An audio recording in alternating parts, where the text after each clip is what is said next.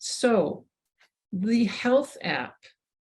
Now, this is a very interesting app because it captures a lot of information and then it feeds you back more data than you know what to do with. That's my take on it anyway. It's probably most useful for daily steps, headphone and audio levels. And one of the things that I do look at occasionally is to see if my steps are even or if I am unbalanced when I'm walking, which indicates to me that I'm having knee issues or something like that. So there are built-in sensors on the iPhone that capture all this information. These screenshots are back from last May, I believe. So it indicates that I walked 3,342 steps. And if I touch that box with that number in it, a screen graphic appears. And the graphic indicates what time of day it was. If I'm looking at the day, because here's your menu up at the top, the day, week, month, 6 month, and year. So if I'm looking at just that day, I can see when I spiked at what time it was that I was out walking. And then it also gives more information.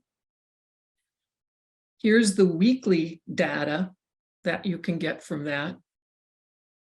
So this was May 2nd to 8th, 2022. So you can see that Sunday was my lowest day walking that week, the lowest number of steps. Here's the monthly data. So this is over April to May, April 8th to May 8th, 2022. So that was a particularly good day. Oops, keep on forgetting that I'm not showing you live, and I thought I might be able to click on it and find out what it really was. Here's my 6-month trend and average. Shows you what those graphs might look like. It will give you trends, still within that steps menu, trending higher for 4 weeks. That was what was happening there. And show me highlights over the last 7 days. And then even more information. Gives me an average. Last week's steps were fewer than the week before. So I was going downhill, in my walking. I walked less this month than I did last month. So you can get all this kind of information on this. Probably more than you ever want. So presumably the steps listed would feed information to the iPhone's health app. So presumably Google Fit and HealthMate are allowed to read the data, and these apps right here, if you use them on your phone, would feed into the health app. So I don't know, I don't use any of those apps, so I'm not sure how they actually would, how well they would feed in.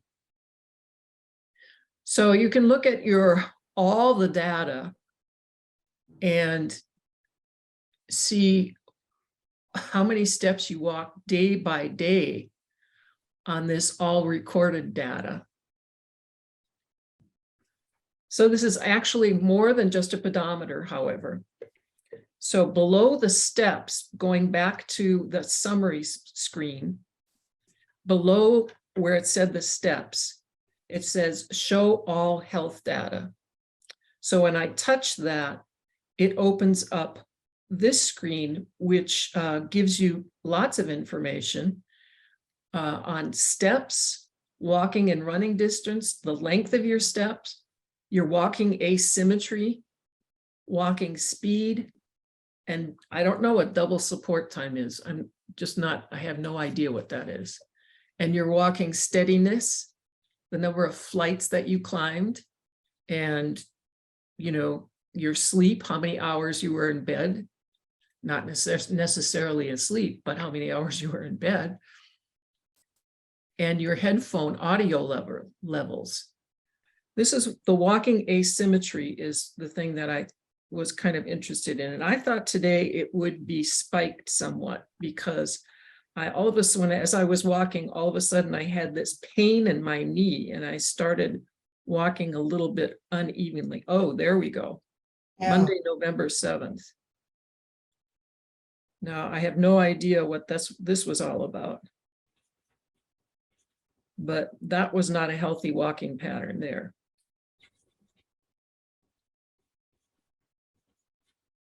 Here's the audio headphones. You know, I don't use headphones very often, but apparently it was okay. It says I climbed 3 flights of stairs. I'm going to check my Fitbit, says I climbed 4 flights of stairs. And my walking steadiness in the past week seems to have been okay. I do need to change this because when I went to have my DEXA scan, they said I was 5'6", not 5'8". Uh-oh. Yeah. You're yeah, sure? exactly.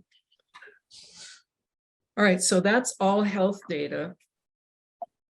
Let's go on to, I talked about walking asymmetry. Okay, so one of the things, these are the highlights. October 30th, active energy, last 7 days, you burned an average of 156 calories a day. I hope I burned more than that. So one of the things I would like to just mention is that this rarely agrees with my Fitbit. And I choose, because I wear my Fitbit all the time, I choose to believe my Fitbit over the iPhone pedometer rating.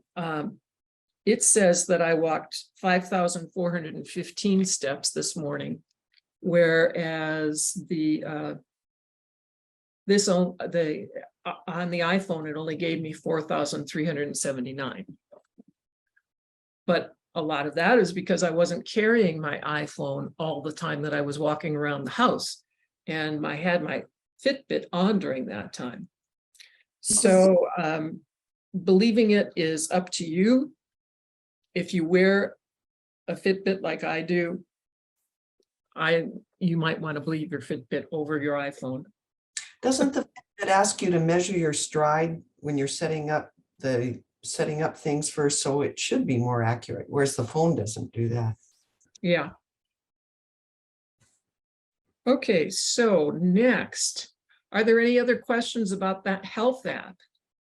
I wear an Apple Watch, and the health app is the place where EKGs are stored. So if you take an EKG, which I did for a while, and it helped